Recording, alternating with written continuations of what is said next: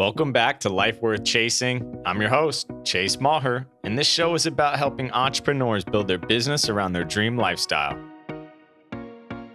He has been named a top 21 influencer, a top 30 under 30 entrepreneur. He's been featured on Business Rockstars, in Forbes, has a top-rated blog post on influensive.com. He's the co-founder and CEO of a seven-figure business. It's a men's community and mastermind called BDB, Billion Dollar Body. It focuses on health, wealth, and relationships. He's my good friend, Nicholas Bayerle. Nicholas, welcome to the show, brother. What's up, Chase? I appreciate you having me on. We've known each other for a while now. And just for everyone listening, I'm excited. I know Chase does conversational. I'm excited for us all to be here, kind of like campfire chat. And my life was actually transformed in moments just like this, for the negative and for the positive, which I'm sure we'll get into. But I'm super pumped for people to be here and have those moments that change everything.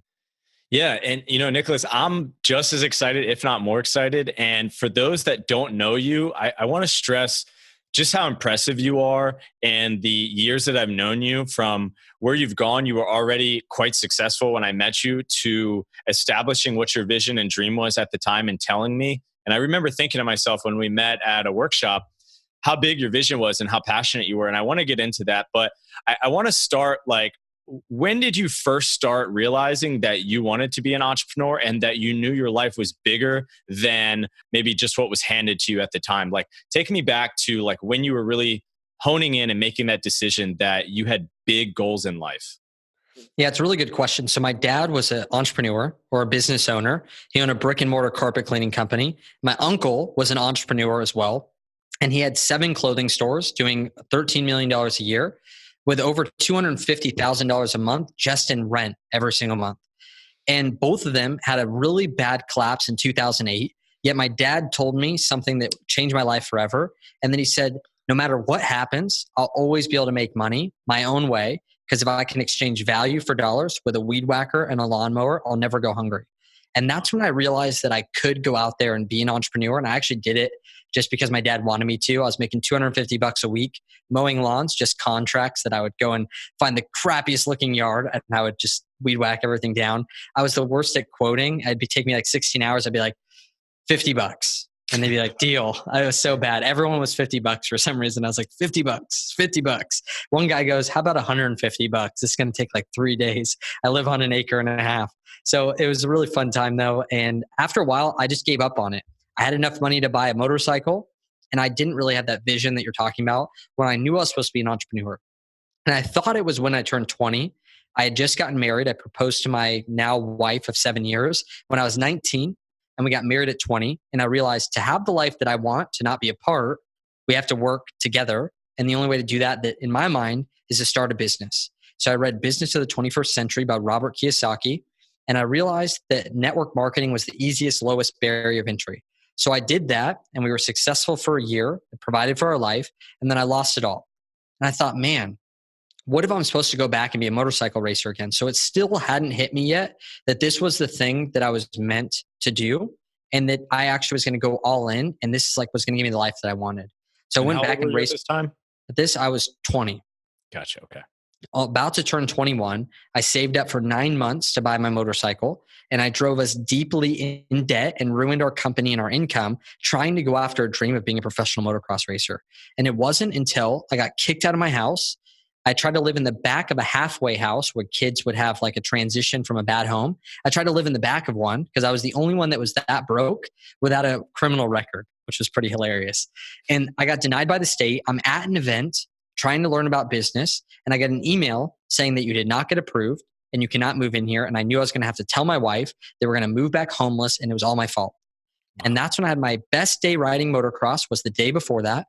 And I just thought, is this really my responsibilities? Does this really line up with what I want in life? Max, I'll make 10 million a year. I'm the best motocross racer in the world.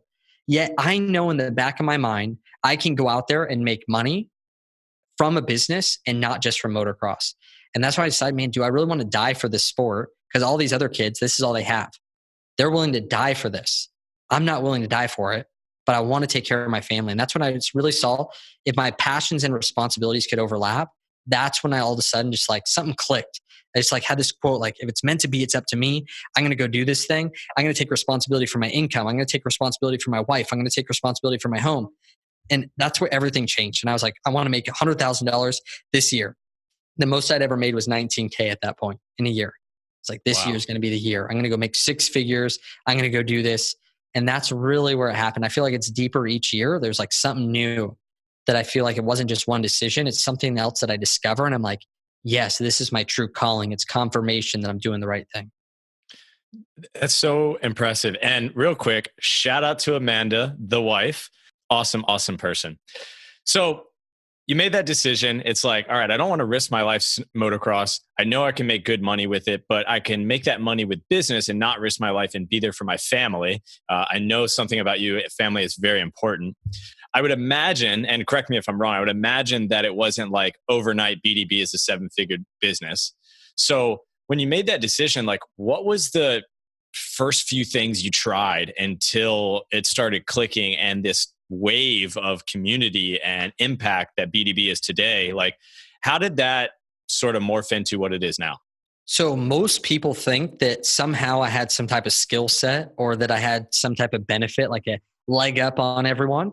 Yet I had no clue how to communicate. My strengths and my weaknesses were no different than each other. I was just as good at being tech support as I was at speaking. I had no clue where to go because the things that I had the capacity to get good at and the things that I had no capacity to get good at were both at the same level because I had not just developed a skill set whatsoever. So even before I made that decision, I was in network marketing. I left, I started carpet cleaning, and I left the success up to my wife. I let her intern underneath a health professional. I just thought, I'll pay the bills and maybe she'll get famous. And she's so cute that people should probably pay her because she's so sexy. And like, that just made sense to me. Like, why wouldn't she be able to make money? Like, if you look good, you should make money. And she interned for 9 months for free underneath a health coach, learning how to build an email list and all these things while she worked part-time at a health institute and I cleaned carpets full-time. And this is really where I lost my vision before I made this decision. I remember just sitting there like, man, like what's the problem? I don't have any motivation. I'd sit there on app phones on my game, like games on my phone for hours a day, feeling like I had to check it because if I didn't, then like I wouldn't get my rewards and all these things. And I was acting like a complete loser. I started golfing all the time. And like, not that I think any of these things are wrong. I just felt like I was hiding from like actually taking care of my responsibilities.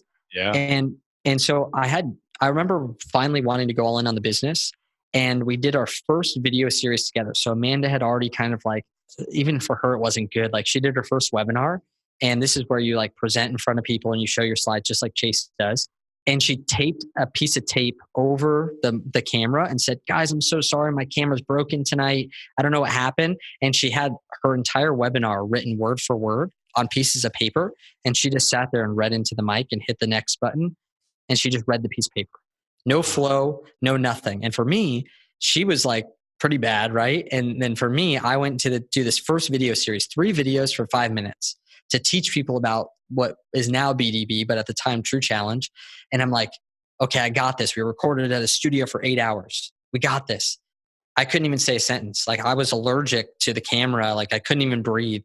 We had to literally have me say one sentence, cut it, and then have Amanda talk. And then me say one sentence, cut it, and then Amanda talk. I had no flow. I had no nothing. And I was super skinny. Like, I don't know. Everything was just against me. I felt like a loser because I was cleaning carpets during the day. And then I would try to network and serve business people. Like I was trying to work with entrepreneurs.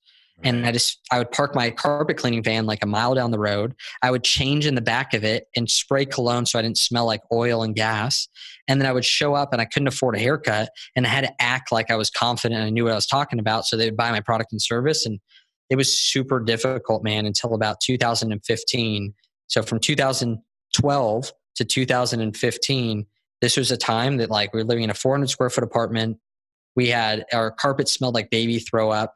Like we had to act like our office was a part of the kitchen. And one time, like we were on an interview with the New York Times bestselling author.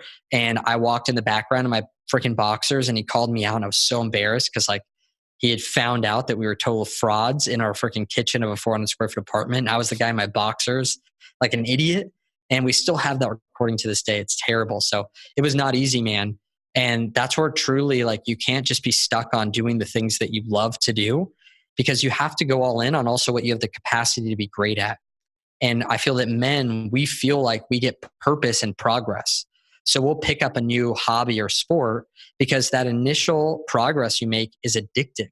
Because when you first pick up basketball or snowboarding, you're going to make significant progress in a short amount of time. And most men do this in business. They pick up a new thing. It's so exciting. They're like, this is my calling. This is what I'm born to do, blah, blah, blah. And then all of a sudden, when they hit diminishing returns and they're not growing as fast as they want to, they're like, I need to find that new thing. And I was doing that with golf and all these other things in my life. And I think that when I found that and just went all in on it, that's when I really found my purpose, is when I found the capacity to become great, because progress equals happiness. That's Tony Robbins' quote. And that for me, I'm like, if I progress, it's going to give me happiness. Like I'm growing. I love that so much. I love what'd you say, that purpose is in progress. And I feel like myself as a man, you mentioned, for example, the video games and the golfing and this and that, and how you were just kind of like delaying the inevitable of, you knew you had a responsibility to do something bigger than that, but you were sort of spending your time and trying to find purpose in that, but it's just not that fulfilling because you're not really impacting lives. So I just want to honor you first for making that decision and acting on that and changing that mindset. And the second thing that I find super interesting is I feel like I get caught in this all the time, Nicholas. I feel like entrepreneurs today, it's like perfectionism takes over and we don't take action enough because we're constantly trying to perfect things. And the fact that you and Amanda did your webinars like that, had to cut and do videos like that and this and that, and you did that for 3 years before you discovered and sort of honed in on what BDB is today. Dude, 99.9% of people would have A, quit, B, probably not even gotten it started because that wasn't their skill set, and C, probably would have just gone back to doing something else. And so the fact that you guys stuck with it, you're impacting so many lives today. So real quick, I just want to say Gary Vee is like he's so looked down upon by most people, yet he talks a lot about patience. And I feel like that was something that I didn't have and that I wish most people would actually just execute on a little bit, is that every person, even us talking here, they're going to say, Chase is a great interviewer and what Nicholas says is powerful and good. I'm hoping people say that at least. And at the end of the day, like this is me after years of doing hundreds of interviews myself and interviewing people as well. And all this like stuff that created who I am today. Yet remember that I was the guy that went to a business event after I'd been kicked in the nuts, right? I lost my company. I'm sitting there in a 400 square foot apartment. I'm carpet cleaning. I feel like a loser. I'm not making any progress. And I remember going to a free event that my friend invited me to. And my wife's making progress. And she's like thinking I'm a loser a little bit. Like, am I going to be on the same page as her? Am I going to keep thinking big? And I dropped her off at this event and I wouldn't go in because it was $30 for parking. Free ticket. The event was in San Diego, no travel. And I sat on the curb for 4 hours on my phone, doing nothing, no progress, because I thought that saving the $30 was more valuable than going in the event. And I'm like, I would make fun of that person. I put on events. I would make fun of that person more than anyone on the planet. Not because I think that they're dumb, but because I see the potential on the inside of them, because I was the guy sitting on the curb, not even going into an event. So if you're going into a networking event, if you'll pay for parking to learn, you're further ahead than I was 4 years ago. already. Way ahead. And people talk on camera too. People will pull out their camera and I'll say, hey, can you film a video for me? And they do it. I go, dude, do you know that I couldn't even breathe? I would say, hey guys, this is Nicholas Bayerle. And I could hear myself breathe and I'd distract myself. I felt like I was allergic to the camera, legitimately. And now you are quite honestly one of the best speakers from stage that I have seen. And I know I'm not the only one that thinks that. So the fact that you've gone through that transformation, it just goes to show, you said you felt like a loser. I don't want people to think that if they're cleaning carpets right now, or if they're washing cars right now, or if they're washing dishes right now, they're a loser. No, you're not a loser. Here's what a loser is. A loser is somebody that recognizes they can do more than that and they don't make that decision to do more. That's what a loser is. And so if you're thinking to yourself, screw this guy calling me a loser, I'm still cleaning dishes. No, he's not calling you a loser. What Nicholas is saying is that if you don't make the decision to act on your responsibility to do more, that is a loser. Yeah, So progress is where it's at. Like I was awesome when I cleaned carpets and ran the health coaching business for quite a few months. I mean, years, but successfully a few months. And I was a loser because of the decisions that I was making in the point of my life where I was at. I wasn't making decisions to progress. I was making decisions to stay. I wasn't a loser because of what I was doing. I was a loser because of the decisions that I was making. Like I wasn't trying to progress. I work with people all the time that reach out to me that work at Top Golf, for instance. One great friend, it was my birthday. I went to Miami and he said, Nicholas, would you like to come stop by Top Golf? I'll rent out the spot for you. I work here currently and I follow you on Instagram and Facebook. And I thought, this is amazing. He's now coming to the live event. I never would think that that guy is a loser because I see his potential. Yep. I see where he's going and he's having a stepping stone. Everything will be hard and everything you'll suck at before you get good at it and it becomes easy. Always. But you have the potential and he's so much further along than I ever was. And so it's like, what are you going to do with the potential that you have? And as Chase said, are you executing on it? And if not, then yes, you are a loser. That's just me though. That's not Chase. You know, my friend Kevion, he says all the time that no matter where you are at in life, whether you're a janitor, car washer, dish cleaner, you be the best damn janitor, car washer, and dish cleaner there is. And when you go to that next stepping stone, you be the best damn person at that. And then when you finally get to the point where you're honing in on your craft, where your passion matches your dream life, matches your skill set, you be the best damn version of that. And that builds a habit of constantly being the best damn version. And so I am sure that you are a damn good carpet cleaner, brother. Dude, we need to talk about that actually, because so many people think that if they could despise their job or their current business or way of income enough, then it'll somehow motivate them to do a good job in something else. I get this all the time. People will come up to me and say, hey man, I hate my job right now. And so like, I'm really trying to get to the next thing. Like, do good at your job first. Yep. Oh, I hate the business I run right now, so I want to do the next thing. Well, do what you do right now successfully and then move on. A lot of people have a chronic quitting habit where they just chronically quit at everything. And just as you said, when I cleaned carpets, I took pride in that. I used to make $100 to $300 a week in tips as a carpet cleaner. Like carpet cleaners don't get tipped, but I did because I would go above and beyond. And I would truly serve. And it did help that I was working in my dad's company. I didn't want him to chew me out. That was one thing that was super big. Yet I believe that right now, the best thing that anyone can do is give excellence where they're at. Because if you don't give excellence today, you're definitely not going to give excellence in the thing you're going to do in the future. So the habit starts today for sure. I think that's a huge point that you said.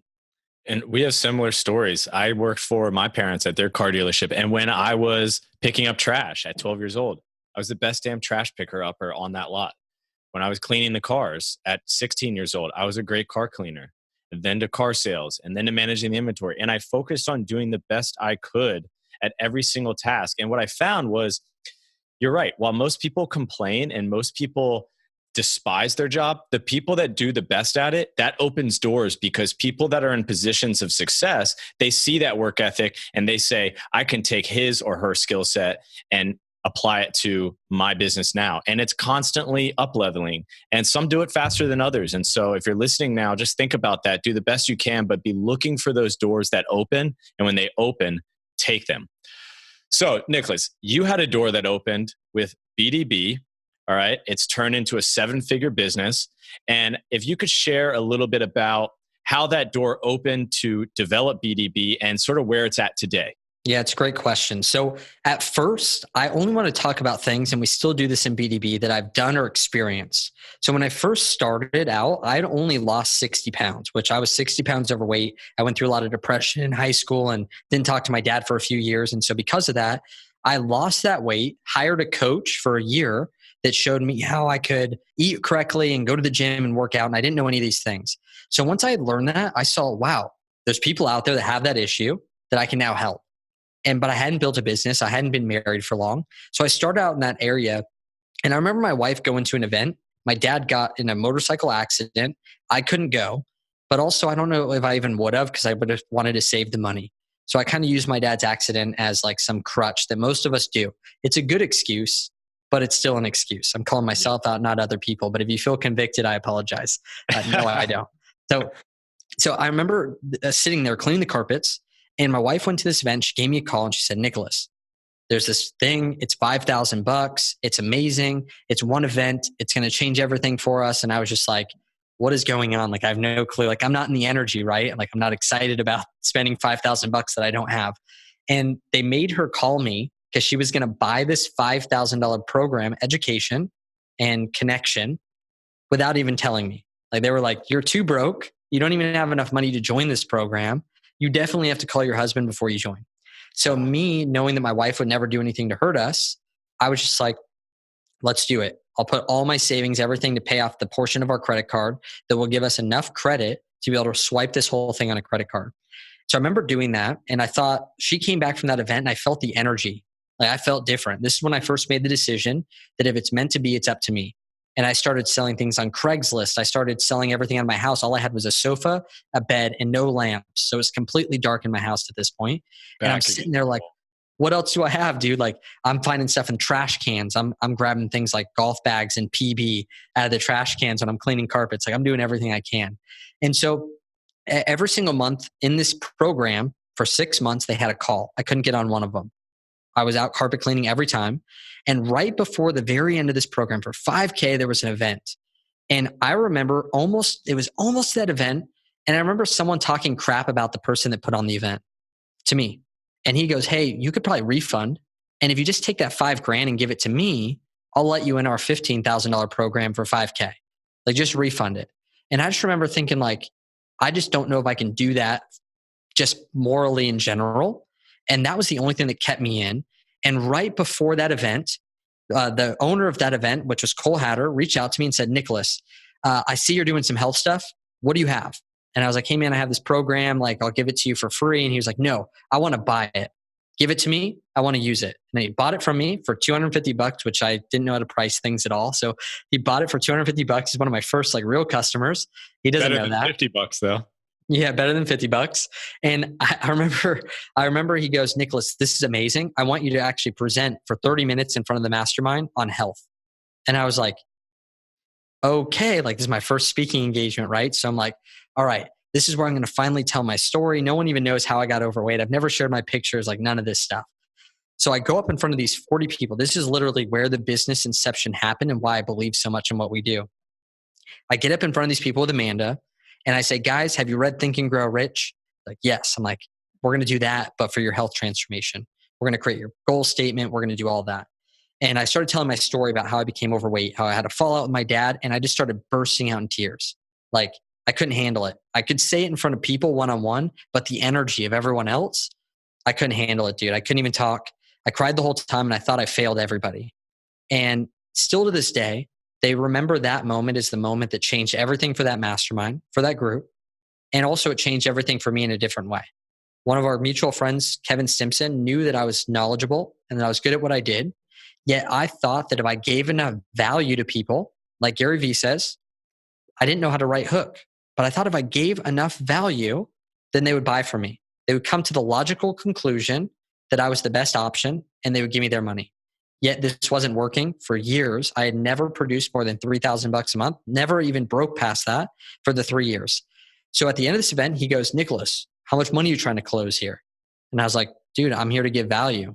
That's what I'm here to do. And like, I didn't even get to do that. I was an idiot who cried the whole time. And he goes, you really think it's going to be value if people don't work for you? And I was like, yeah, like, I'm here to help them. And if I help them enough, then they'll buy. And he was like, Nicholas, if you do not close them, they're not getting helped. Just remember being like, oh my gosh, whatever, like super uncomfortable. So I went up to 10 people and I said, hey, what'd you get from the talk? What's your goal? Like, your health goal. Amanda had to do that part of it because I was crying like a baby. And they all had something. They're like, I want to lose 20 pounds. I want to gain 10 pounds of muscle. And I just said, dude, I would love to help. Like, let me get on a call with you after this event and I'll just try to figure out how I can help you. And finally I was like, I know my normal go-to is to give them value that they would never actually use. Because if value is what they needed, then it would have worked already in the past. And my normal go-to would be to give them value, feel good about myself, and have them crash and burn because they don't know how to apply. They don't have the accountability, none of that. This time I pitched a $3,600 product to 10 people and 9 of them bought. Wow. And I was just like, that it wasn't about the program. It wasn't about any of that. It was about these people believe in me. That's what I felt like. And as soon as they believed in me, I believed in me and I went crazy. And we've never had a not profitable month since that day. That day was the month that everything changed, not because my product changed, not because anything changed, besides that I felt that people believed in me. And when they did, I started believing in me. I started believing in our product. And that's when I started going out there and selling it.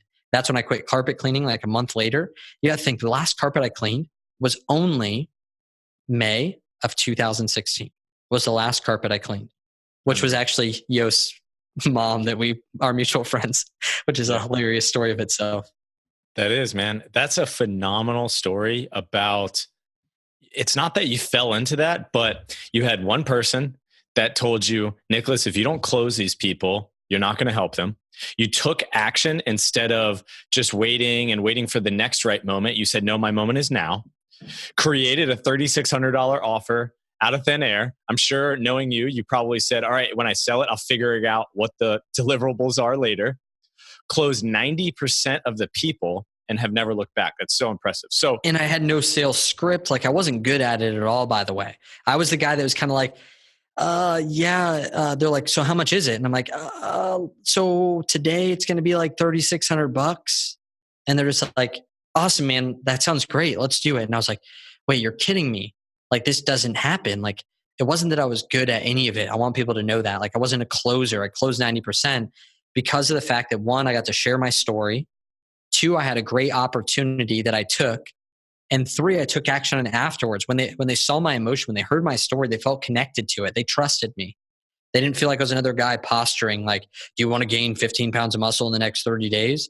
Learn how I got ripped while eating junk food. Like, no. right. Like they got to hear me and hear my vulnerability. And I've used that ever since.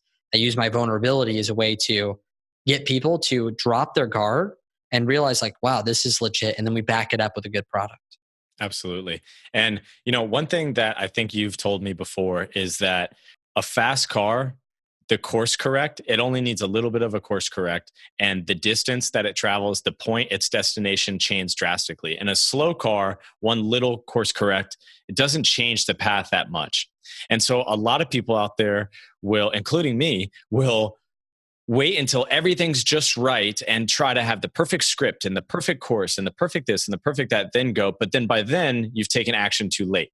And what you did was you were just being yourself, acting on what you knew worked because you had done it before, didn't have the perfect script, didn't have any of that, got 9 out of 10 people to buy. And then from there, you adapt. From there, I'm sure you changed your deliverables after you gained feedback. And that's really important. So where is B2B today? That was about 2.5 years ago, almost 3 years ago. It's 3 years ago now. Yep. So 3 years ago, let's give the listeners an idea of how much it has changed. Are you still doing month-to-month health coaching, or where are you at today? Yeah, it's a great question. So after, like I said, I don't like doing anything that I haven't done or actually accomplished or experienced. So at that point, when I had sold about $550,000 in health programs, I was like, wow, like I'm actually building this business stuff. Like I'm actually doing what I love to do. And I always wanted to work with entrepreneurs, but I noticed that when I would coach them and talk to them on the phone, they were unhealthy because their business sucked. They weren't making the money they wanted. They didn't have the systems to create freedom to go work out. And that was so frustrating to me. I think about this. I coached 600 people one-on-one on the phone. I'm on the phone with them every other week. And all of them are like having problems in their relationship and they need me to talk to their wife. And then other people have problems in their business. And very rarely, like for 2 months of our 6-month coaching package, would we ever talk about health. For the rest of the 4 months, we would talk about life. Yet I didn't feel qualified and I didn't feel like this was what I promised these people. And so after those 600 people, right around the time when I met you, I realized out of these people, what is the thing that they're missing right now? What is the thing that they need the most? What was that next problem they were going for? I was like, now I've been married for 5 years. I was just going on 5 years of marriage. I had grossed $550,000 just in that one business and had done more in the carpet cleaning. I was like, I feel like finally I feel legit enough to believe in myself and put myself out there. And that's when I was talking to my friend Alex Ramosi again. Everything has come through people and the moments, like investments that I've made that have put me in the right spot. If I didn't invest in that $5,000 thing, I also would have never had the opportunity to even speak there. So like random chains of events that you can never even have align the same way. And so I'm talking to this guy named Alex Hormozi that did $50 million in 20 months, which is just amazing, from zero to $50 million. And I'm sitting here telling him, I'm a health company. I don't like what I'm talking about. I don't want to talk about, I'm not the health guy. I'm a business guy that only had a health transformation. And I had to sell something that I've actually done. But now I've done other things. And I noticed that if I can help these men in these three areas, like when I'd break down their goals and like what they were going through, these were the three areas that would come up: health, wealth, relationships. Like that was always the thing. I didn't know those were the three markets you could be in the world. Like I didn't know any of this stuff. I was taking action. He goes, Nicholas, it seems like you're supposed to do something different. You need to do that. And I was like, dude, like I can't, like I'm too nervous. What if I sabotage my health thing and then my other thing doesn't work either? And then I'm like, sitting there like a fish out of water. That's how I felt when I was transitioning from carpet cleaning to the health world. Even though I had closed 9 out of 10, I thought, what if all of them refund and then I have to crawl back to my dad? Like that fear that was going on. And so I sat there, and that's when I planned my first live event that you went to. And I said, in this live event, I'm going to launch what we call now Brotherhood. That what they need is to be around other successful men, because after they'd coach with me, they'd go back to their regular life. And on top of that, we need to have a standard and a thing called Brotherhood, where we actually launch out like a standard of how we want these men to live their life. And that became the 3-dimensional businessman. And I went to that live event. I crafted an offer, again, that I had never done, that Alex helped me craft. I just thought, out of all these guys, what are the problems that they have? They want to grow their business. They want to have connection. They want to be around high-level people. And I'm like, okay, cool. I'm going to put this thing together. It was $10,000 at the time. This year we'll be selling it for $20,000. And $10,000, I went up there, pitched it in my very first talk, my very first live event, which people don't do that either. And we had to sign up 16 people, Chase, I think, being the first one. 16 people in the very first talk, 7 of which came up to me and said, Nicholas, I don't know what's in the program, but I feel like I already owe you this already. So I'm just going to give you the money. And many of those 7 people are still here today. And so it was a very interesting moment when I went from, I had a product that I was trying to get crammed down everyone's throat because they didn't really want health when I met people. They wanted to make money. So I promised them that they'd make more money if they had health. Then from there, I took those people and I actually gave them what they wanted and continue to try to do that. And then all of a sudden I went from trying to sell them to having this like limit where people could just like buy things. So at the last event, I think we came out, we sold like $630,000 or something of that nature. My goal this year is to break our first 7-figure month, which will be $1 million in just one event. And it's been an amazing process that we've been able to not only create amazing high ticket experience and create that we've had men lose 15,000 pounds and create millions of dollars and all these things. And obviously, as you know, relationships restored and regained and things of that nature. But on top of that, we've been able to then reach other people as well, like we've never done before, with creating virtual styles of this brotherhood and connection. So now it's Billion Dollar Brotherhood. We've been able to create a movement of businessmen that want to live this lifestyle and then equip them and educate them and connect them to actually live that out. And this has been 1,000,000 times better than anything I ever did, even in the health world, because I only could talk about my product or service. But for now, it's vision based. I redefine what it means to be a businessman, change the dictionary definition until you physically cannot be called a businessman unless you live the 3-dimensional lifestyle. And anything that helps us accomplish that with our men, we can talk about and we can provide a service for. And it gave me total freedom. And since then, my life has been transformed and I've been able to up level as a human and also transform more lives than ever before. That's incredible. I can feel your passion, your energy, your belief in your product and your service through the call right now, through the Zoom screen right now. And I know you on a personal level, and I'm sure I've told you this before, but being a part of your mastermind and a part of your group and the transformation that I've had, the transformation that I've seen in others, the transformation I've been a part of with others has been incredible. I want to ask you this that I've never asked you before. It's obvious that you're passionate about where BDB is going. It's obvious that you're passionate about 3-dimensional businessmen and health, wealth, and relationships. How does that vision of BDB match up with your big dream vision for the life of you and Amanda? How does that coincide? How do they work in unison and support each other? Yeah, it's a great question. So when we first got married, we created these non-negotiables in the relationship and what we wanted out of life. That's how we even got into business, was we knew we didn't want to be apart. And we're consistently each year, as we kind of reflect on our year, figure out more of like, okay, if we have kids, like what's the life that we want to have? Do we want to be traveling? And we try not to go down any roads that are going to lead us to a dead end that we're going to have to like drive back and get on a different road. And so because of that, we've been very protective of the routes that we've taken. We haven't been like, oh, Nicholas, you could go do events all over the US for BDB. If you did that, you'd be able to close like hundreds of thousands of dollars each event. Like, yeah, but that's like not going to give me the life that I want, because I'm going to be away from my wife and she doesn't want to travel that much. So I have these non-negotiables first. And I believe for everyone to do that, to sit down and be like, okay, two people, especially for me being married, we both have two visions of what we want life to look like. And we kind of come together and figure out like, what do we want that to look like? And how do we create one that's like one big vision that we both can get to and agree on?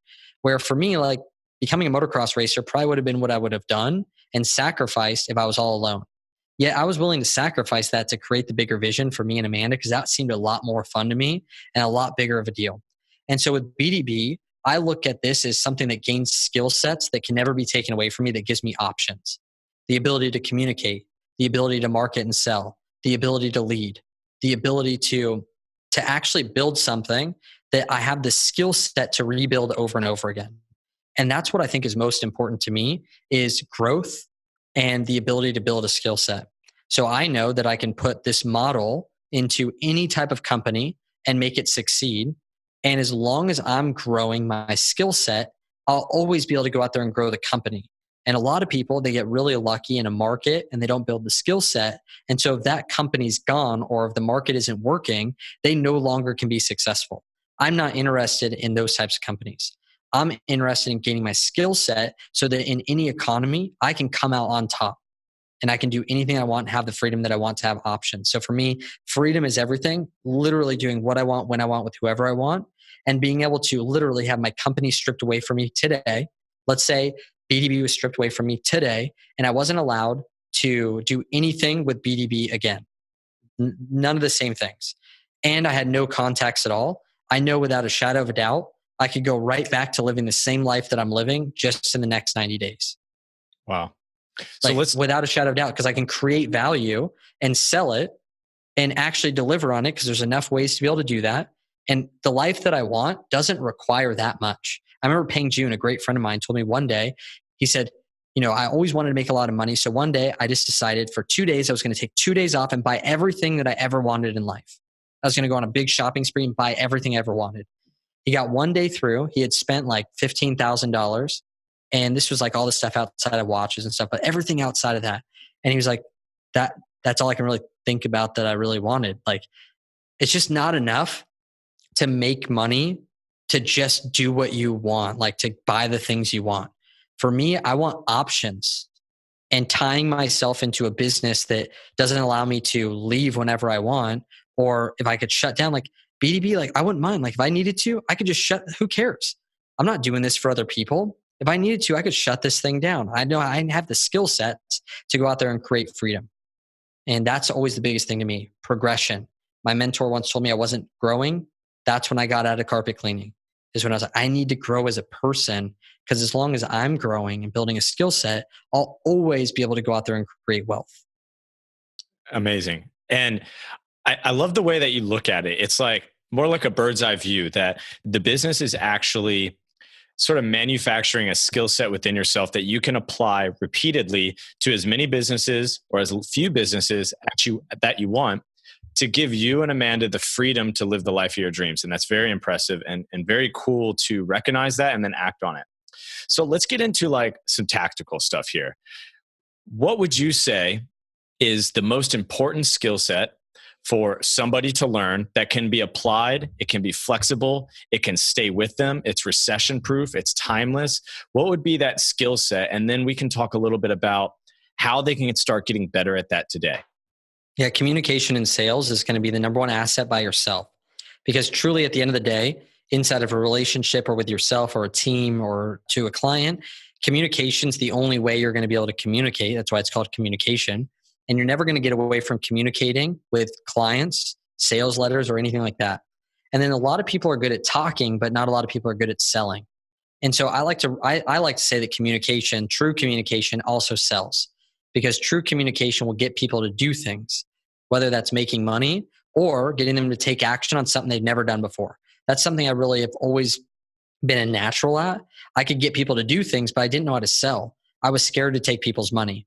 And so I realized that truly people have a breakthrough when you can actually speak, they can understand a new concept and it gets them to live life a little bit differently. And you can use that to be able to sell your product. Maybe they're unhealthy. You have a health product, and to be able to communicate and sell in a way where it gets them to think differently, take action on the product, and get the result that they want. So communication sales, simple as that. And true communication always sells. Got it. I agree. I love communication. I love sales. I think it can be applied to anything from making money to getting things that you want in life to helping other people. It's, to me, the selling part of communications is just articulating in a way to get a desired outcome. And you have truly became a master at that. And so for those listening, how would you say that they could get started today with getting better at communicating in their daily life so that they can take that skill set and apply it to either their business now, their workplace, their job, a business they want to create in the future? What's something that they could get started with? What's something that they could start focusing on? Yeah, so communication through a business is what we commonly know as marketing. And that's why a lot of people would say marketing is the number one thing that you can do. It's not pushing the buttons to pay for advertising. Marketing is like the thing that you put out there to get people to connect and take action.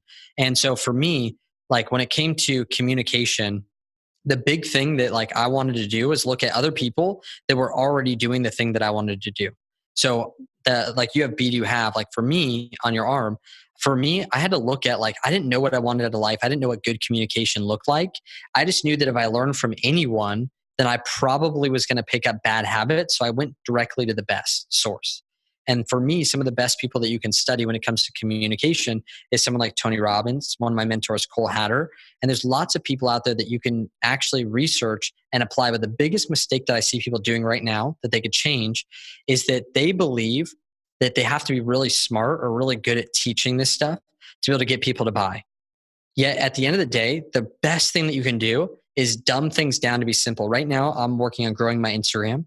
And I noticed that I was really good at speaking to really intelligent people that were really good in the field I was talking about. Yet to reach the masses and to get people to cross that bridge and actually get connected to me, I had to dumb down my message even more.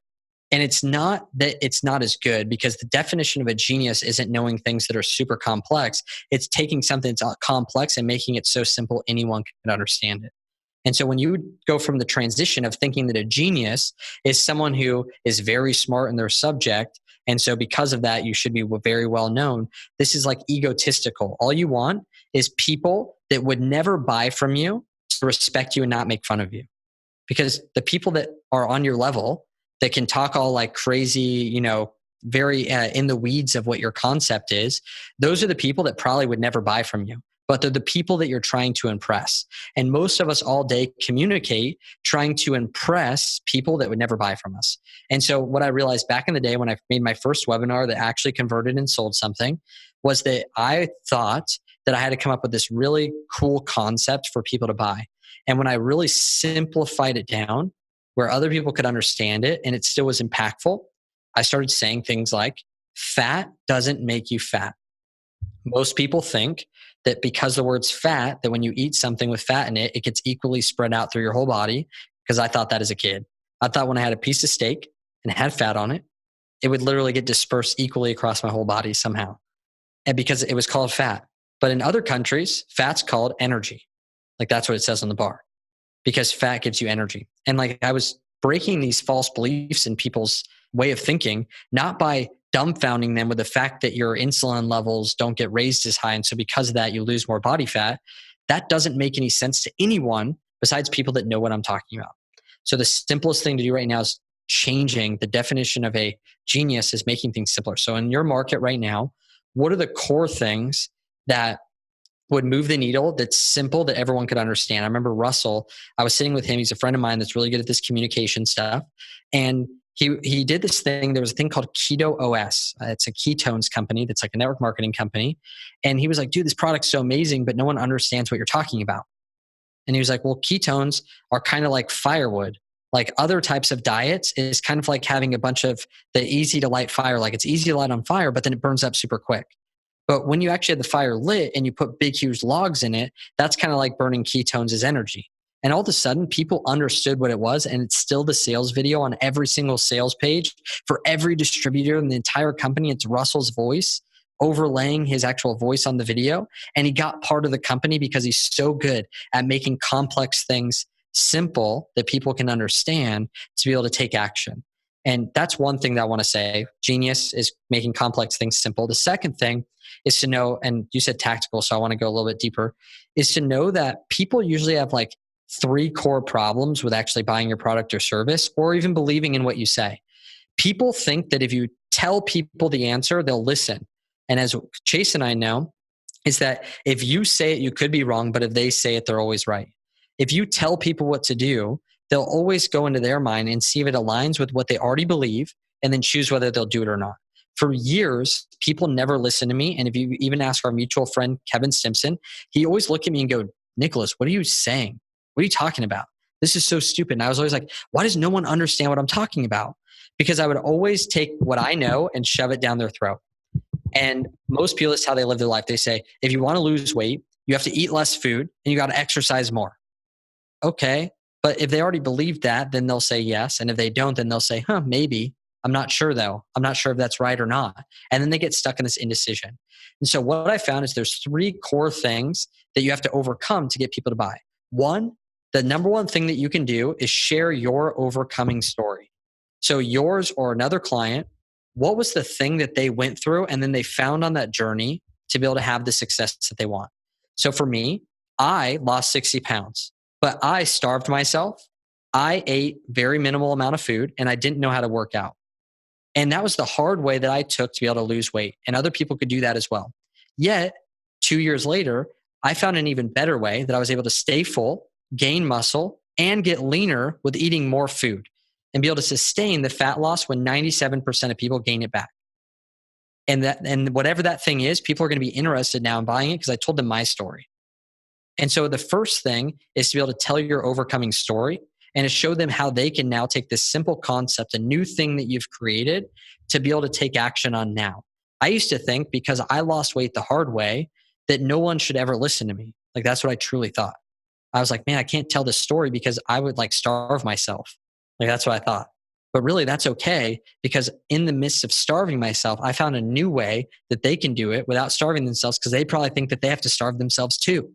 So I relate with them and then give them the new solution. The other 2 things is that even if they think that, okay, that thing works, will this actually work for me? Like, is this something that I can do? And I was just on a call right before this where I talked about we had a guy lose 9 pounds in 15 days. And there was all women on this call. And I knew what was going through their head. Men lose weight easier than women. Oh, I've struggled with weight my whole life. I've tried every single diet. I guarantee you it won't work. Because even though they heard that it works and they heard that it's a great story, they don't think that if they do it, it'll actually work for them. They think for some reason they're special and there's something blocking their internal, like, I can't take action on that. I don't know if I can do that. And I have to overcome that as well. And the best way to do it, again, is to tell a story that's simple that gets them to overcome that false belief that they're thinking. So that would be like, when I first started this, I thought because I was 60 pounds overweight, that none of this stuff would work for me. I saw all these people losing weight and getting 6-packs so quickly, but I thought, man, like I've tried it all. I've tried starving myself. I've tried working out. Like I've tried all of it. But it wasn't until I took action on this thing that I got this result. See, this person, they didn't think it would work for them either. I would share a testimonial. I would share something that shows that even if it's the hardest person to think it won't work, it works for them. And the last thing is making sure that you dispel all the the hate that they get externally from them. Like this is like ultimate sales. If you use this in every sales letter communication, this will work every time. This has been like a duplicatable process that's been dumbfounding to me. The last thing is that they think there's external circumstances. I don't have enough money to buy food. The food that I have around me isn't healthy enough. You know, none of our restaurants have healthy food. None of our gyms are good. I don't have a gym around me, so I can't go and work out. Those are all like external things. And if I can tell stories to overcome and tell them my new way of doing something or my new product or service, if I could show them that they can do it because other people had done it that were just like them, and if I could show them that no matter what external circumstance they're in, they can do this thing as well, then they're going to be all in. And at the end of the day, there's only one logical decision that they can make, which is to pay you and take action. That's it. And hopefully that's tactical enough. If you want to go deeper, we can. That's amazing. Amazing. Gold bombs right there. So I just want to recap. I think a lot of people are going to be listening to that. Please listen to it again and again and again. If you're driving, listen to it when you get home, play replay, and write down some notes. But I got some notes right here, Nicholas, and I want you to confirm if you agree. Number one, get vulnerable. Talk about your story. Talk about what happened to you and how you overcame the situation that you were in. Number two, relatability through a story via testimonials, via other people that this is working for, so that you don't look like just the god that this doesn't work for anybody else. And then number three is dispel external excuses through a story. And the overarching theme that I see there is through a story. Yeah, and I can tell you why too. And so, please tell me why, but real quick, I think a lot of us, we get caught in the habit of selling is telling. And selling is not telling people how you should do something or why this is good for you or this and that and the third. Selling is truly effective when we use a story to show them and let them come up with the reason through listening or watching the story and let it hit them. A lot of people say hit them where it hurts. Hit them where they can relate, where they can feel really good about your product or service. And then a little ninja tactic that we've learned is using these external excuses and creating ancillary products from your main product to fix those external issues. So whether it's eating out at restaurants or it's I don't know how to do this and this healthy, you can start creating ancillary products to solve those issues as well. So you're starting to create a market on your own and create solutions to problems that you're sort of peeling back the onions on. So would you agree with that? Yeah, I think exactly what you said is right. When you tell the story, you can allow them to come to the answer on their own. And I used to think that I was wasting people's time when I told them the story, and that it was more valuable if I just told them the answer, but then they would never take action on the answer. So it wasn't until I dropped my ego on that and just said, okay, I'm just going to tell, now I'll tell the same stories 50 times just to get the point across the right way. And so everything that you said is absolutely true. And when you talked about those other products, those are things that we would bundle to get people to take action. They'd be like, oh man, I'm on the road so much, I can't follow a plan. Like, if I was smart, I would have talked about that before they had the objection and just said, hey, I know you're going to be on the road a lot. So I actually created a travel plan as well for you that I'm actually going to throw in for free. It's $250, but you can have it. Also, I know that you said you travel, so you probably won't have a lot of gyms. So I have this thing called workouts you can do anywhere, even if you're 95 and a grandma in the wheelchair. And these workouts actually will be proven to lose weight and give you the most amount of stamina. And they're going to be like, dang it, like all my objections are not valid anymore, because even the bonuses, like the things that he's giving me for free, are solving all of my issues. Like everything that I could think of that would be an objection. And that's when you're masterful, is at the end, they don't have anything to say. They're like, dang it, I know I can afford it. Like, I know where to find the money. I know that this is worth it. I know that this will work for me. I know that this works for others. I know that nothing's stopping me. I have everything I need to succeed. Like, you want those people that don't buy, you want them to go to bed thinking of you, thinking about how dumb they were for not buying. That's the goal. And that's what communication can do. And that allows you to go anywhere, but also help people. Think about like your family. A lot of families don't connect anymore. And I talked about this a lot. And I realized that I can use these same things to build value, to bring my family together. And if my family's together, they're going to have experiences and gain a lot of happiness. And I can show them that, like, there's different ways that you can sell. If you can sell people, then your family will even get together. Your wife will stay with you. You'll have better friendships, everything. Yeah. And when you get really good at it, people don't even feel sold. So if you're worried about selling, if you're worried about it being grimy or this and that, you have a responsibility to help people with your product. First, you need to make sure your product is legit. I don't want anybody using these tactics or skill sets on a crappy product. So first, make sure your product is legit. Then you literally have a responsibility to get it out there into the marketplace. And I love what you said about bundling. So if you're thinking about your product and you are going through this 3-step system of vulnerability, relatability, and external excuses, and you get to the external excuses and you say, okay, now I can solve these problems as well.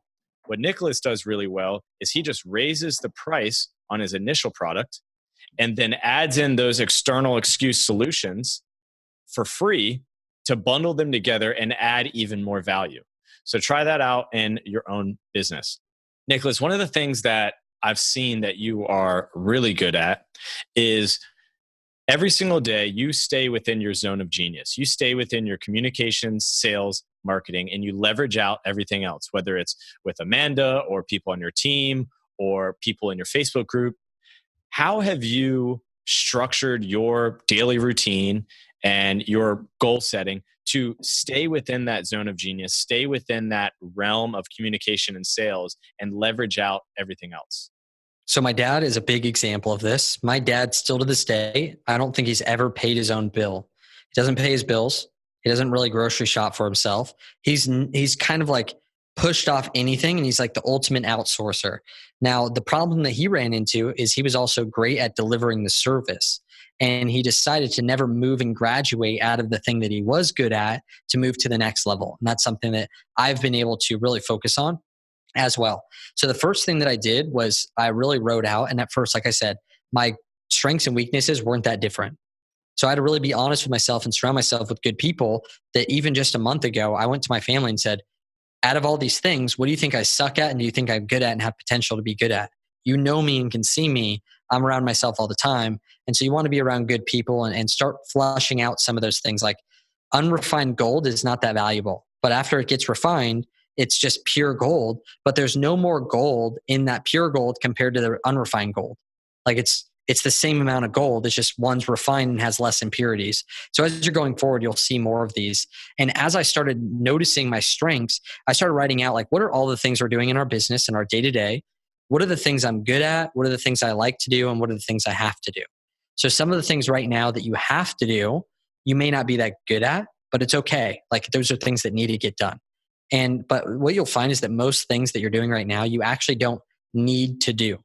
Like you don't actually need to be the one that has to do it.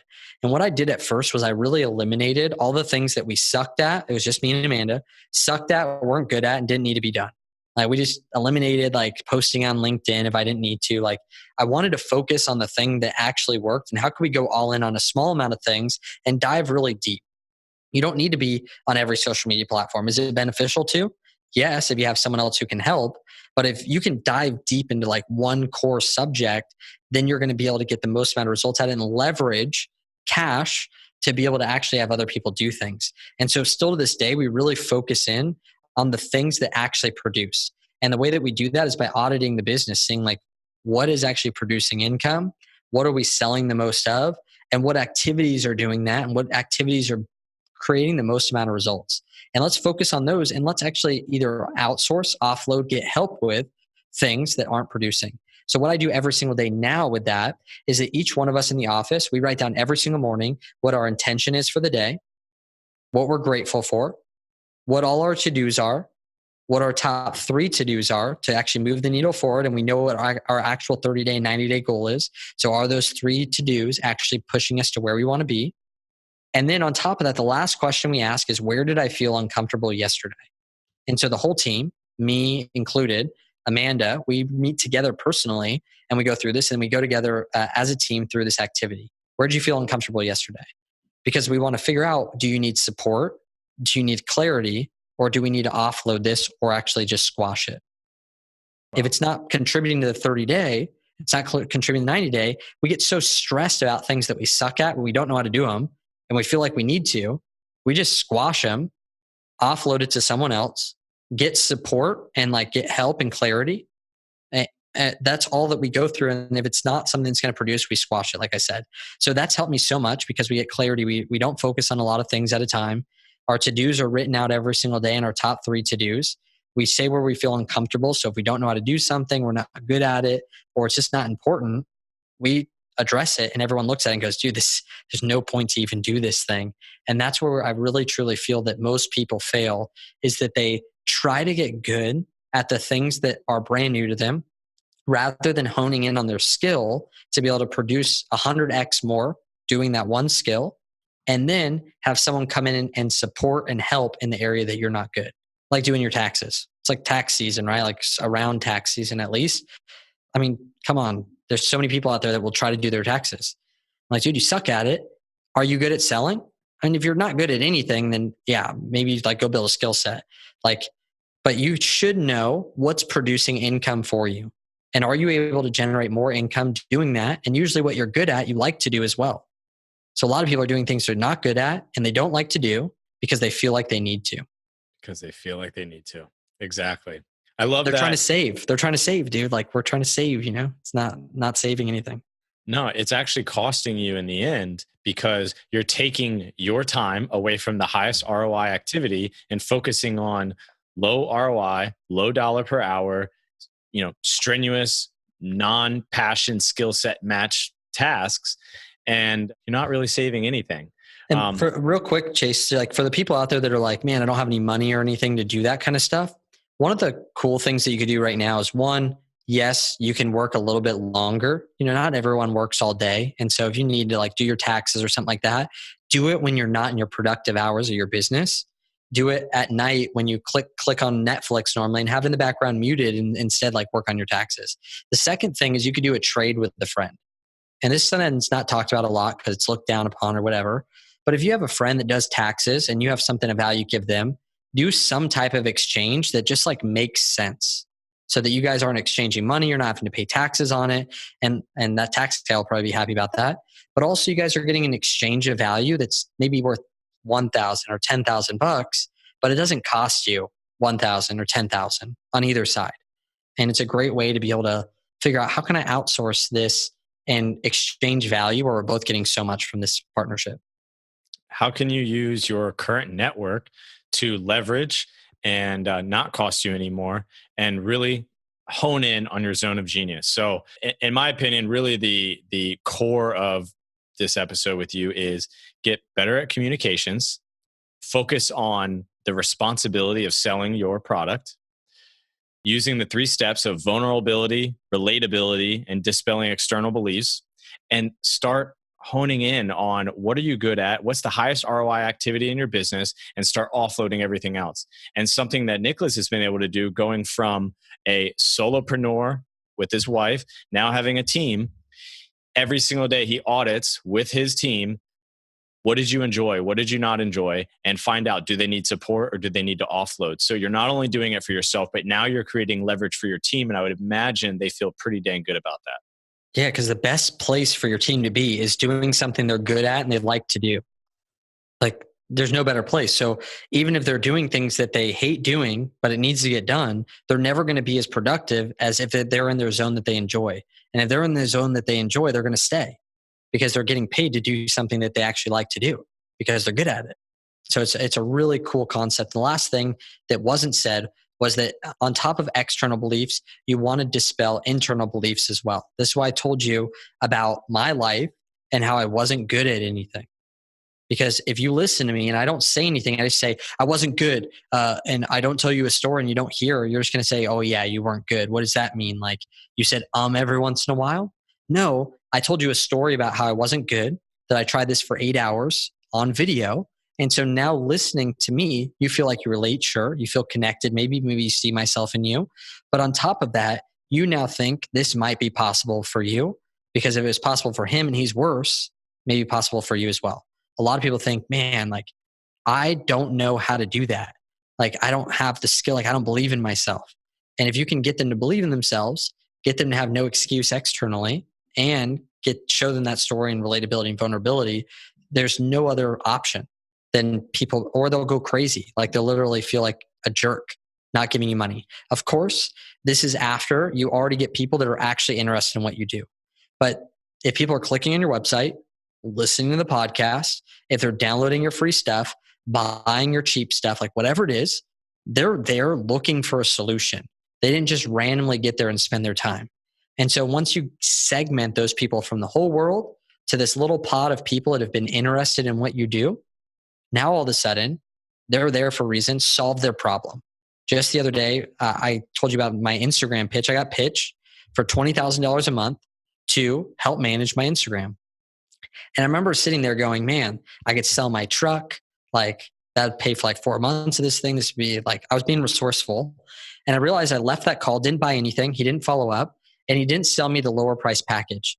So that means I got off the call. I felt like I was more like advanced. I felt like I had made progress, but I actually hadn't made progress at all. And this had been 2 years of trying to do this, talking to different people, never taking action. I was there for a reason. If he was smart, he could have helped me by getting me to invest in something. So I at least made progress leaving there. What does that mean for your website, for your funnel, for your podcast, for anything? They're there for a reason. Everyone should legitimately think, what are they there for? And how do I get them to leave with something to help them make progress so they don't just feel better about themselves and never do anything? And that was me. And when I realized that, I went and hired someone else. But at least he got me to take action. Yeah, just not on his product. And that's because he probably didn't use stories. He probably didn't use your 3-step system. And he probably didn't take it upon himself to have the responsibility to sell you his product or service. That probably wasted your time and his time. Totally. So if you're thinking about sales again in the wrong light, think about what Nicholas is talking about, how he felt when he got off that phone. Hey, I felt good. I got some value, but he didn't really help me in the end. I wish he would have sold me. That's how I felt. I was Yeah. like, dang it, he didn't sell me. That means I'm going to have to keep going. So even just, I learned from him. I got on a phone call the other day and this guy was interested in BDB Elite, our highest level program. And I said, hey, before I even get into this, I want you to know that you're here for a reason. And if you don't at least leave with an event ticket, I'll feel like I did a disservice to you because you left here with no progress. So can we at least, if you feel that this is valuable for you, at least commit to buying a ticket and I can just write down your credit card information and make sure we get that done. Because it's just someone who's already interested, but he hadn't ever bought anything before. And I thought, man, I just did the same thing. I was going for the highest level program. He didn't get me to at least get connected to something. So I left without making progress. Luckily, he ended up investing $2,900, but that $400 for the ticket was like a non-negotiable for me to make sure I don't fail him on the call. And even when he heard that, he was like, wow, that's so nice of you not to want to fail me on the call. So you want to swipe my credit card. Like, here's my card information. There we go. So let's talk about BDB Live because I want people to know that BDB Live 2 years ago, this is the 3rd year, correct? So BDB Live 1.0 was life-changing for me. I went into BDB Live thinking, this is going to be a cool business event. I want some help in my business. I was a real estate agent at the time and I knew I wanted to go be an entrepreneur and I wanted to focus on some different avenues. And by the time I left BDB Live, I realized that I didn't just need help in business. I needed help with my health. I needed help with relationships. The event really opened up my eyes to avenues where just because I thought I was really good at them before, I realized I could improve so much more. So can you share what BDB Live 3.0 is going to be about this year? When is it? And who is it for? Yeah, I appreciate you talking about that. It's cool to hear your story from behind the scenes as well. And obviously, all I really have to say is if you're listening to Chase and he's going to the event, there probably is a reason why. And it's probably worth checking out if he's going to it. Yet for me, it truly, again, was a backstory of that my very first transformation in my business and life happened at a live event. I got told right when I joined network marketing that all the successful people go to events for motivation, inspiration, and tactics. And I said, maybe next year I'll start going to events once I make money. And I thought that I would make money and then get educated, not get educated and then make money. I was 20, don't make fun of me. And I remember they said, you know what, Nicholas, I'm going to invest in you. I'm going to buy your ticket. And this was so huge for me because I'd just been married. I had no money at all. There's no way. I had hardly even flown in my life. So I go out to this event. I still paid for my stuff, but they paid for my ticket. I remember going there and hearing my very first speaker talk about tactics. And he said, I was so dumb at the time. I didn't know that you were supposed to go to events, take notes, not really listen and not really apply it and act like they don't work, like 99% of people do. I thought that you actually were supposed to listen and take action and that this stuff actually worked. So I was sitting there, I took all the notes and I was like, cool. He says, if I go home, I'll produce $12,500 in sales in my very first 30 days if I just follow what he says. It's like, fair enough. Went home, I did it. 30 days later, I produced $12,547 in sales. And I went and bought my 2010 BMW sports package off the lot in San Diego. And I remember sitting there going, oh my goodness, like my whole life is transformed. Yet I saw 99% of people not do the same thing, not take action, and not actually get impacted from the events. So over the course of the next few years, and especially in the last 4 years, I've invested in, attended, spoke at, and mostly attended over 120 live events. And throughout that process, I've been able to see that the most successful people in the world all quarterly attend an event that they're learning from. And a lot of them are investing up to $20,000 or more dollars per event to be able to get higher quality contextual information and to get around higher quality people. There's a lot of free networking events out there. The problem, it'll be free. It'll just cost you a buttload of time to get through all the people that are just not committed to the life that you want to live. I noticed the more investment I made, the higher quality the people. And what I decided to do is go create the solution to all the problems that I saw out there in events. I saw that people didn't connect with people beforehand. I hate meeting new people. So I'm not going to show up to a new event I've never been to before. Everyone listening is like, I don't know BDB Live, but if I go, like there's going to be a bunch of new people. I'm not going to know who they are. They're not going to know who I am. Am I going to be successful enough? I had those issues. So I created connection calls where we all connect on a call like this before the event. And the goal of the event is to help you make more money than you would have ever made if you did not come to the event and get connected to the Brotherhood. Because through being a three-dimensional businessman, to make that money, you have to become the man that can make the money, meaning that your business will only grow as much as you grow. A lot of people think that you can just grow a business without growing yourself. Yet Jim Rohn, he's been saying it for years, that to grow a business, you have to grow yourself. And there's no better place to do it than in a room full of 200 other men that want to actually prosper in health, wealth, and relationships and build a deep, meaningful relationship and impact in their life all together in one room. Not 70-year-olds, women with 18-year-old men, a group of men that are all like-minded, wanting to go to one destination. Because for so long, this world, the last 100 years, the testosterone high in men today is the low of 100 years ago. And men are not surrounded by men out hunting and killing like they used to. And today we're finally bringing that back, finding out what the alpha male is truly like, what true masculinity is like, and having these men go live a life that all these other men out there that are going to regular events will never be able to access or live in because they've never experienced an event like the Brotherhood. Life-changing stuff for a lot of folks out there. And if you've ever felt what Nicholas is saying he's felt, what I felt when you go to an event and you look around, you look left, you look right, you look behind you, and I hate it. You see all kinds of different people, and you think to yourself, how can what the man or woman on stage is talking about be for me when there's a 70-year-old woman to my right, a 14-year-old kid to my left, and all they're doing is pitching me and closing me about their product or service at the end. And when I showed up to BDB Live, I did just like what you did. I sat front or second row. I took a ton of notes. I was the dumb guy that went home and implemented all of it. And since then, I've had a 6-figure month. I've had multiple over 50K months.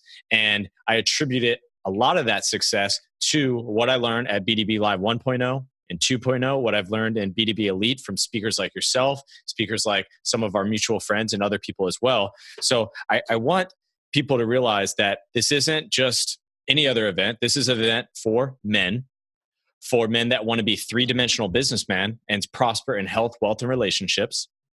So if you don't fit that mold, don't even worry about coming up. That's the kind of man that this is for. And so where can they find out more about it? Where can they find out more about you? And when is it? So BDB Live, bdblive.com. It's June 14th to 16th in San Diego. It's an amazing time. If you're getting married, we have pastors that are there that can marry you. Don't worry about it. Like we even have like, if you're, if family are coming into town, don't even worry. Bring them on vacation. It's going to be awesome. And also it's just like in a really good part of San Diego. So vacation time, all that kind of stuff. And yeah, the big thing, man, is just as you said, if people aren't that type of businessman, it's okay. Like that's not what we're looking for. But you know that if you show up, the people are going to be just like you. They're going to want to actually go hard. This is where people win. This is where we get people offline, the naysayers, people that are just interested, and we get them offline and get the committed ones. And if you want to run with committed people and finally feel like you're around people that are like you, my whole life, I was always like, no one's like me. And I finally was like, how come no one ever talks about the time where they actually find people that are like them? Right? It's like, no one ever talks about that. I truly feel that I found that, and hundreds of other men have felt that as well at BDB Live. So worst case scenario, you come to the event. If you know Chase, obviously Chase will be there. He's speaking at the event. This is so funny. 2 years ago, he's attending. A year ago, he was attending. And now he's speaking at the event. I know the feeling of what that's like and the accomplishment. So one, just to come and see him is phenomenal. But also because you know Chase, if you invest in a ticket at bdblive.com and you come to the event, you go to every session and you don't feel like it was worth double your money, like 2x your money, then you can come to me at the very end and I'll give you 100% of your money back. No questions asked. And I don't care. I'm not interested in the money because I literally break even on the event if I sell every ticket, and I have to sell tickets for months leading up. And so the money does not matter when it comes to the event. What matters is you applying the things and getting a result to show that what we do works to the world. And if you want to know that the only way that we can get our message out to the world is if you go out there and create results, it seems like a really cool deal. Hey, the only way we can do good is if you go out there and make a lot of money and live a 3-dimensional lifestyle. So we're going to help you do that so that you make us look really freaking good. And you get all the benefits of being able to be a wealthy dude that's living the life that he wants. I love that. So I want to add on to your 100% back guarantee, refund your money if they don't get any value from it. If you're listening to this episode right now, whether you're in or not, I want you to go to the Billion Dollar Brotherhood Facebook group. Just type in Billion Dollar Brotherhood. You'll see there's a pinned post that tells you to introduce yourself, where you're from, what about you. There's over 2,500 people in Nicholas's Facebook group. It's phenomenal. I'm in there all the time. I want you to post that you found out about BDB and the Brotherhood through my podcast. If you're already in the Brotherhood, still go ahead and post a screenshot that you invested in BDB Live. And then what I will do is, on lunches included, by the way, in his live event, either Saturday or Sunday, I will be doing I'll be sitting at lunch and I'll be letting anybody sit with me, and we can do a Q&A on whatever topic that you want. That hour, I'll be all yours to whoever wants to join me. And I'll even try to convince some of the other speakers, or I'll try to convince some of my friends to join in on us. So you want to join the Facebook group. You want to invest in the ticket at bdblive.com. Post in the Facebook group a screenshot of your ticket and tag something about me or my podcast. And I will see you at lunch either on Saturday or Sunday. And let's do this thing. I'm excited to see you all there. Nicholas, thank you very much for jumping on the podcast. Where can they find you? On Instagram, on Facebook? Yeah, Instagram, Nicholas Bayerle. And I love that we got to do that because we practice what we preached. They listen this long, means they're interested in something. Now we want them to take action by telling them the stories of how we overcame and had success at live events. And now they're sitting there saying, there's no way for me to lose. I'll get my money back if it doesn't work.